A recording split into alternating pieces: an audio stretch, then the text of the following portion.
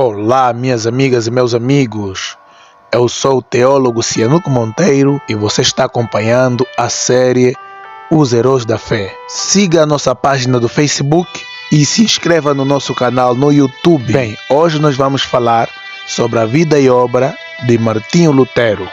Sentenciado por ordem papal a morrer queimado, João Hus, um dos mais famosos precursores da Reforma, no momento da sua execução, disse em alto e bom som: podem matar um ganso.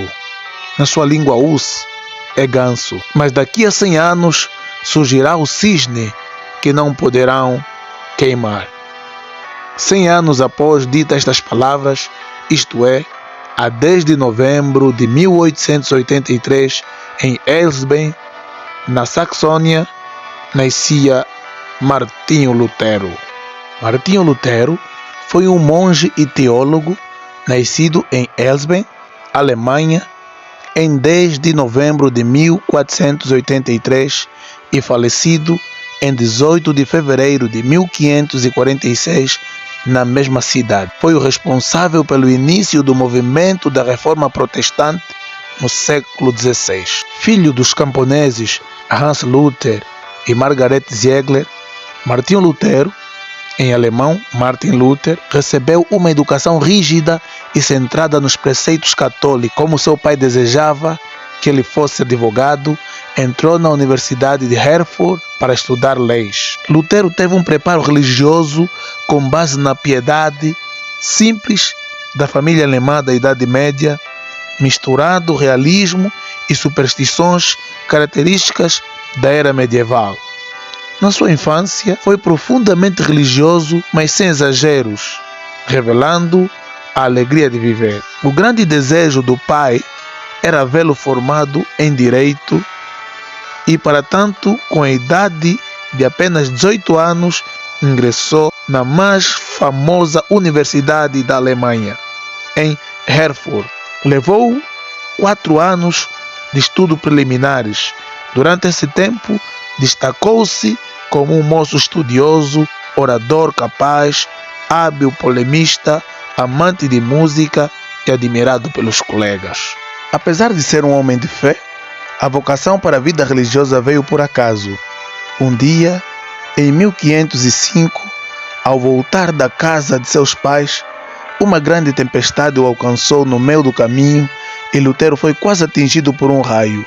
Com medo, faz uma promessa que ele se tornaria monge se sobrevivesse à tempestade. Já estava preparado para iniciar a sua vida profissional quando, de repente, para o espanto dos amigos e desapontamento do pai, tornou-se monge, entrando para o convento dos agostinianos, em Erfurt. Desejava a certeza da salvação mais do que qualquer outra coisa e, com propósito de alcançá-la, empreendeu peregrinações aos locais indicados pela igreja, jejuns e sacrifício que às vezes iam além do suportável por uma pessoa normal. Lutero continuaria a universidade em Erfurt, matriculando-se na Universidade de Wittenberg para cursar teologia. Depois de formado, lecionaria na mesma universidade. Naquela época, vários pensadores católicos discutiam sobre a necessidade de reformar a igreja e o clero, e Lutero não era indiferente a estes debates. Por esta razão, numa das discussões promovidas pela faculdade, Lutero convoca seus alunos para debater 95 teses da sua autoria. Neste documento, ele criticava a riqueza excessiva da igreja, a falta de preparo do clero e a venda indiscriminada das indulgências. Estas 95 teses foram pregadas na porta da igreja de Todos os Santos em Wittenberg em 31 de outubro de 1517. Este evento foi considerado a fundação do movimento protestante. No entanto, é preciso esclarecer que, ao fazer isso, Lutero apenas cumpria um dos requisitos para o debate acadêmico. Em hipótese nenhuma, o teólogo alemão já tinha a intenção de fundar uma nova igreja, a Reforma Protestante. Os debates em Wittenberg prosseguem e Lutero consolida sua doutrina, resumindo-a no princípio de salvação pela fé. Ele argumentava que o fiel poderia prescindir da Igreja para conseguir a salvação. Em 1520, o Papa Leão X ditou uma bula condenando a maioria das afirmações das 95 teses de Lutero. Ao receber o documento, Lutero queimou em público, agravando a situação. Ao mesmo tempo, parte da nobreza alemã começou a apreciar as ideias de Lutero. Afinal, vários príncipes viam uma oportunidade de se apoderar das terras da Igreja e não precisar mais pagar impostos ao clero ou lugar nas guerras convocadas pelo Papa. Um ano após a atitude do Papa Leão X, o imperador Carlos V convocou uma assembleia dos príncipes do Sacro Império Romano Germânico, chamada Dieta Imperial, celebrada na cidade de Worms. Lutero foi convidado para se retratar, mas se negou e desta maneira foi considerado um herege. Assim, após a Dieta de Worms, Lutero refugiou-se no castelo de Warburg, onde iniciou a tradução da Bíblia. Seguiram-se guerras religiosas entre os principados católicos e protestantes que só terminariam em 1555 pela Paz de Habsburgo. Este acordo determinava que cada governante dentro do Sacro Império poderia escolher a sua religião e de seus súditos. A sentença de morte contra Lutero teria de ser cumprida rapidamente, e o que não aconteceu porque o príncipe da Saxônia, simulando um sequestro, enquanto Lutero voltava para Wittenberg, levou-o à alta noite ao castelo de Wartburg.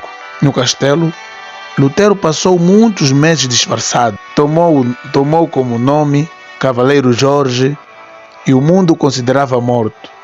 Contudo, no seu retiro, livre dos inimigos, foi-lhe concedida a liberdade de escrever.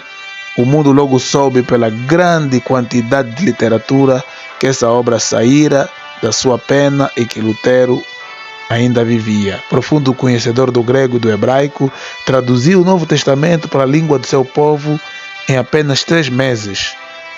Poucos meses depois, a obra estava impressa e nas mãos do povo. Contudo, a maior obra de toda a sua vida, sem dúvida, fora a de dar ao povo alemão a Bíblia na sua própria língua. Como morreu Lutero? Muitas pessoas acreditam que Lutero tenha sido assassinado por conta das perseguições. Na verdade, com o Dito de Worms, em 1521, o teólogo havia sido declarado fora da lei e qualquer pessoa poderia matá-lo sem precisar sofrer consequências. Lutero, contudo, morreu muitos anos depois e, embora não haja consenso de qual teria sido a causa, ele terminou seus dias em casa, assistido por remédios. Faleceu em sua cidade natal em 18 de fevereiro de 1546, aos 63 anos de idade, vítima de derrame cerebral ou angina pulmonar.